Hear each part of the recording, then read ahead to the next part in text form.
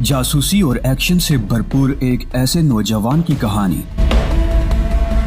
پاکستانی خفیہ ایجنسیاں بھی جس کا سہارا لینے پہ مجبور ہوئیں، جس نے پاکستان کے خلاف کی گئی عالمی سازشوں کو جڑ سے اکھاڑ پھینکا۔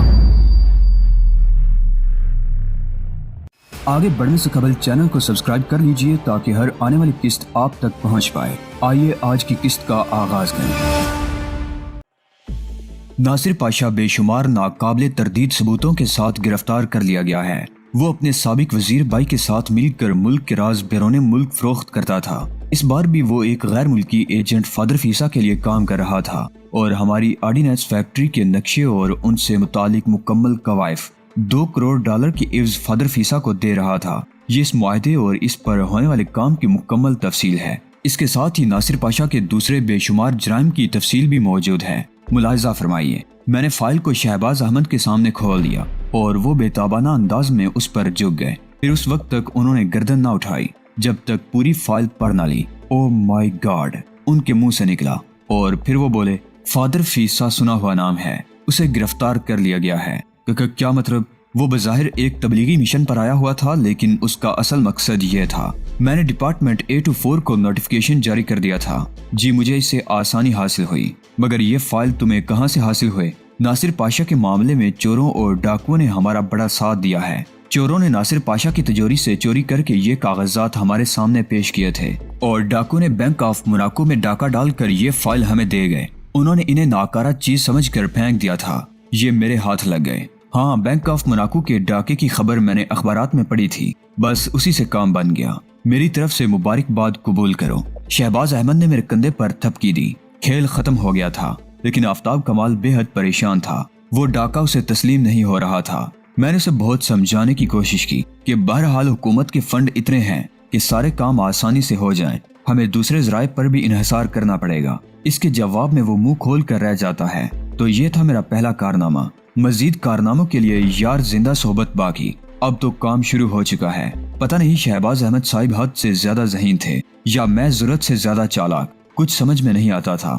وزارت خارجہ شہباز احمد کی ذاتی ملکیت نہیں تھی اور وہ صرف ملازم تھے، اور ایک دن یہ نوکری بہرحال ختم ہو جانی تھی، لیکن انہوں نے مجھ پر عنایات کی بارش کر رکھی تھی۔ کون سی مراد تھیں جو مجھے حاصل نہ تھیں، اور یوں لگتا تھا جیسے ان دنوں میرے علاوہ کچھ اور نہ سوچتے تھے۔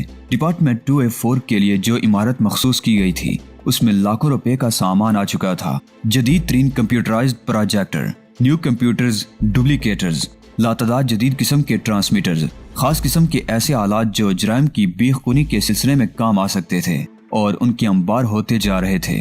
اس میں کوئی شک نہیں تھا کہ یہ سب میرے لیے باعث خوشی تھا، لیکن بس میں یہ سوچتا تھا کہ آخر ان عنایات کا بار میں کیسے سنبھال سکوں گا۔ ایک ملاقات میں میں نے ان سے کہا، یہ جو آپ مجھ پر اتنی رقومات خرچ کر رہے ہیں، آپ کو یقین ہے کہ میں ان کا اہل ثابت ہوں گا؟ شہباز احمد مسکرائے پھر بولے، خود تمہارا کیا خیال ہے؟ میں قطعی اس قابل نہیں ہوں۔ کیوں؟ اس لیے کہ میں لاؤبالی فطرت کا انسان ہوں۔ پتہ نہیں کس دن دل ان تمام کاموں سے اچاٹ ہو جائے۔ میرے خیال میں ایسا نہ ہوگا۔ کیوں؟ بس میرا تجربہ ہے۔ میں تمہیں مکمل طور سے جاننے کا دعویٰ تو نہیں کرتا، لیکن جتنا سمجھ سکا ہوں وہ یہ ہے کہ تم فطرتاً برے انسان نہیں ہو۔ تمہارے اندر وہ قدریں موجود ہیں جو ایک بہترین انسان میں ہوتی ہیں، بس تم ضدی ہو، اور تمہارا ضدی ہونا بے حد ضروری ہے۔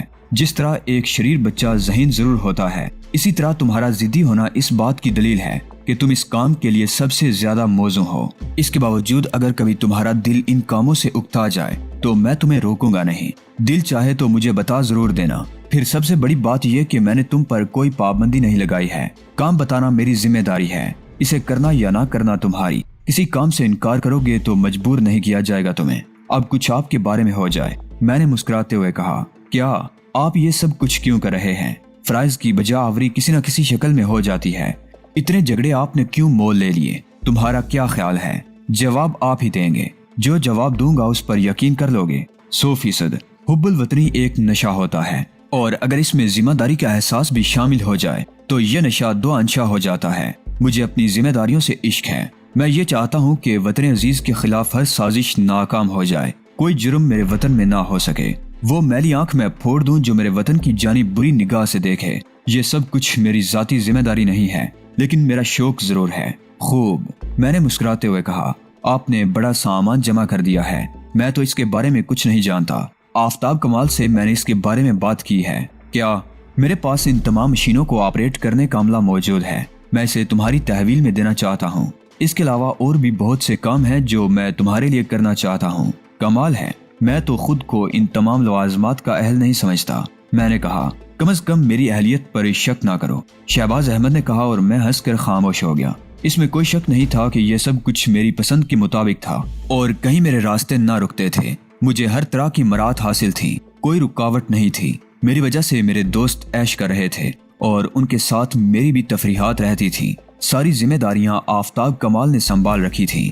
وہ شخص انسائکلوپیڈیا تھا، کمپیوٹر تھا، روبوٹ تھا، نہ جانے کیا کیا تھا۔ چنانچہ ڈپارٹمنٹ 2F4 میں 17 آدمیوں کا عملہ رکھ لیا گیا۔ تصویروں کے ذریعے میرا ان سے تعارف کرایا گیا، خود مجھے ان سے پوشیدہ رکھا گیا تھا اور میرا ان کا رابطہ صرف ایک ٹرانسمیٹر مشین پر ہو سکتا تھا۔ اسی پر میں انہیں احکامات دے سکتا تھا اور وہ میری تمام ہدایات پر عمل کرتے تھے۔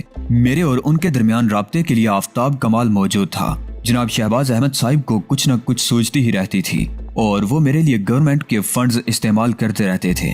چنانچہ ایک اور عمارت بھی میرے لیے حاصل کی گئی جہاں میری جسمانی تربیت ہوتی رہتی تھی۔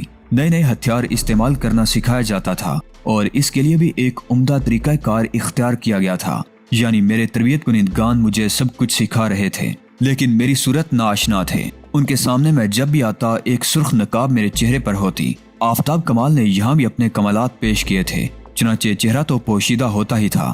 دوران تربیت میرے بدن کے کھلے حصوں پر کچھ تبدیلیاں کر دی جاتی تھیں اور یہ آفتاب کمال ہی کا کارنامہ ہوتا تھا۔ مثلاً کلائیوں پر ڈریگن کے کدے ہوئے نشانات جو در حقیقت کدے ہوئے نہ ہوتے بلکہ ایک خاص رنگ سے انہیں بنایا جاتا، یا کوئی جلا ہوا نشان وغیرہ وغیرہ۔ اس سے غالباً یہ مقصود تھا کہ ان میں سے کوئی بھی میری نشاندہی نہ کر سکے اور کوئی شخص میری شناخت نہ کر پائے اور ہر شخص میرے بارے میں ایک نیا انکشاف کرے۔ ہاں، ان لوگوں میں سے سب نے میرے بارے میں یکساں ریمارک دیے تھے جو یوں تھے: چالاک، چیتے کی مانند پھرتیلا اور خونخوار، ہر مشکل سے مشکل کام کو لمحوں میں سمجھ لینے والا، صحت مند اور طاقتور، وغیرہ وغیرہ۔ گویا راوی نے عیش ہی عیش لکھ دیے تھے۔ میں نے خود پر کبھی غور ہی نہیں کیا تھا۔ ہر کام دوسرے کر رہے تھے تو مجھے کیا ضرورت ہے؟ ہاں، میری ضروریات کی راہ میں کوئی مشکل نہ تھی۔ چنانچہ ان دنوں میریا ڈیکن سے میرا عشق چل رہا تھا۔ ایک سفارتکار کی بیٹی تھی اور خوبصورت تھی۔ یورپین لڑکیوں میں ایک خوبی ہوتی ہے، ان سے کتنا ہی اظہار عشق کر دو، وہ زندگی بھر کے عہد و پیمان نہیں کرتی اور صرف کچھ لوگ کے اصول پر عمل کرتی ہیں۔ چنانچہ میں نے میریا ڈیکن کو سرکاری خرچ پر بہت سے تحائف خرید کر دیے تھے جن میں مقامی بوتی کے لباس، ہلکے پھلکے زیورات وغیرہ تھے، اور جواب میں میریا نے مجھے اپنی ساری دلکشی دے دی تھی۔ لیکن وہ مرحلہ آ گیا جب مجھے ادائیگی کرنی پڑی، یعنی شہباز صاحب کی عنایات اور محبت کی ادائیگی۔ آفتاب کمال ہی سے پیغام موصول ہوا تھا: شہباز صاحب نے آج رات 8 بجے آپ کو طلب کیا ہے۔ رات کو؟ میں نے منہ بنا کر کہا۔ 8 بجے؟ دن میں کیوں نہیں؟ میں نہیں جانتا۔ کیوں؟ میں نے پوچھا۔ وقار ہاؤس میں، یہ اسی عمارت کا نام تھا جو مجھے نئی دی گئی تھی۔ میریا ڈیکن سے معذرت کرنی پڑی تھی اور اس نے خوش دلی سے اسے قبول کر لیا تھا۔ ہیلو پرنس، کیا حال ہے؟ شہباز صاحب نے مخصوص انداز میں کہا۔ بالکل درست، بہت عیش ہو گئے، اب کام کرو۔ ارشاد، میں نے کہا، اور شہباز صاحب نے ایک فائل کھول کر سامنے رکھ دیا اور پھر اس میں سے ایک کاغذ نکال کر میرے سامنے کر دیا۔ کاغذ پر ایک تصویر چسپاں تھی اور پورے کاغذ پر اس شخص کا بایو ڈاٹا لکھا ہوا تھا۔ یہ سائنسدان تھا، قتل ہو گیا، شہباز احمد نے کہا اور دوسرا کاغذ میرے سامنے کر دیا۔ یہ دوسرے سائنسدان کی تصویر تھی، یہ بھی سائنسدان تھا، قتل کر دیا گیا۔ شہباز صاحب نے مجھے 5 ایسے کاغذ دکھائے، پھر بولے، گویا دنیا کے 5 مایہ ناز سائنسدان قتل کر دیے گئے اور مزید کی گنجائش ہے۔ دلچسپ صورتحال یہ ہے، پورے 26 دن کے بعد ایک مخصوص مقام پر ایک سائنسی کانفرنس ہو رہی ہے جو ہمارے لیے بڑی اہمیت کی حامل ہے۔ اسے ہونا ہے اور ان 26 دنوں میں تمہیں ان لوگوں کا راستہ روکنا ہے جو ان سائنسدانوں کے قتل کے ذمہ دار ہیں۔ تفصیل: آفتاب کمال۔ ٹھیک ہے، کام شروع کیے دیتا ہوں، میں نے کہا، اور شہباز احمد مجھے مزید ہدایات دیتے رہے۔ پھر بولے، مجھے پورا یقین ہے کہ تم اپنی روایات برقرار رکھو گے۔ کوشش کروں گا۔ شہباز احمد کے جانے کے بعد آفتاب کمال نمودار ہو گیا اور میں نے اسے گھورتے ہوئے کہا، تمہیں معلوم ہے کہ آج کل آپ عشق کر رہے ہیں؟ اس نے میرا جملہ پورا کر دیا۔ یہ بھی جانتے ہوگے کہ کس سے؟ میریا ڈیکن ہے اس کا نام، ایک سفارتکار کی بیٹی ہے۔ اس عشق کا کیا ہوگا؟ کچھ نہیں چیف، وہ شادی شدہ ہے۔ کیا مطلب؟ میں اچھل پڑا، اور یہ اس کا 12واں عشق ہے۔ اس کا شوہر چند روز کے بعد ایک سرکاری عہدے پر یہاں آ رہا ہے، یہ عشق ختم ہو جائے گا۔ بکواس کرتے ہو، جھوٹ نکلے گا تو گولی مار دیجیے، میں اس کے 11 عاشقوں کی فہرست پیش کر سکتا ہوں، لعنت ہے اس پر، میں نے کہا، اور آفتاب کمال نے مطمئن انداز میں گردن ہلا دی۔ اب یہ بتاؤ کہ مجھے کیا کرنا ہے؟ آپ کو سینڈی پارک کا سفر کرنا ہوگا، وہاں ہوٹل آرگینو کی 8ویں منزل پر کمرہ نمبر 820 آپ کے لیے مخصوص ہوگا۔ آپ کا نیا نام ایلس گرے ہے، ہلکا سا چہرہ بدلنا پڑے گا۔ ہوٹل میں قیام کے بعد آپ اس فون نمبر پر ایک شخص جوزف مارک سے رابطہ قائم کریں گے، یہ کرائے کا مخبر ہے، ہمیں بس اس شخص کا پتہ چل سکا ہے، باقی کام آپ کا۔ سینڈی پارک یہ اصطلاحی نام ہے اور یہ اس کا اصل لٹریچر، اور یہ ایک خوبصورت گھڑی۔ آفتاب کمال نے ایک ڈبیا نکال کر میرے سامنے کھول دی۔ گھڑی؟ جی، کراماتی گھڑی، کمپیوٹرائزڈ ہے اور ضروری یادداشتیں اس میں فیڈ کر دی گئی ہیں۔ اس کا آپریشن یوں ہے، مثلاً آپ کے کام کا نام جوزف مارک، یہ اس کا فون نمبر، اور یہ سینڈی پارک کا مکمل نقشہ۔ اس کے علاوہ معمولی سی کوشش سے آپ اس میں اپنی یادداشت محفوظ کر سکتے ہیں۔ آفتاب نے مجھے گھڑی کے استعمال کا طریقہ بتایا۔ یہ نایاب شے ہے، میں نے مسکراتے ہوئے کہا۔ سینڈی پارک میں آپ کو اور بھی بہت سی نایاب چیزیں ملیں گی، اور مجھے وہاں جانا کب ہوگا؟ کل صبح 10 بجے۔ مجھے یقین ہے کہ اس کے بعد آپ اپنی محبوبہ کو خدا حافظ کہنا بھی پسند نہ کریں گے، سوال ہی نہیں پیدا ہوتا، میں نے غصے سے کہا۔ لہٰذا میرا کام ختم، کمال نے کہا۔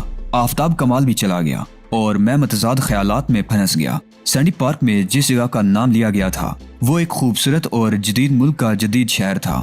دراصل خصوصی اشاروں کی زبان میں ہر ملک کے لیے کچھ مخصوص نام تخلیق کیے گئے تھے، اور اس سلسلے میں آفتاب کمال کا کہنا تھا کہ دراصل یہ خفیہ اشارتی زبان ہے تاکہ اگر ہم کبھی ٹرانسمیٹر پر گفتگو کریں تو ہمارے دشمن نہ سمجھ پائیں کہ ہم کس ملک کے بارے میں بات کر رہے ہیں اور ہمارا مشن خفیہ رہے۔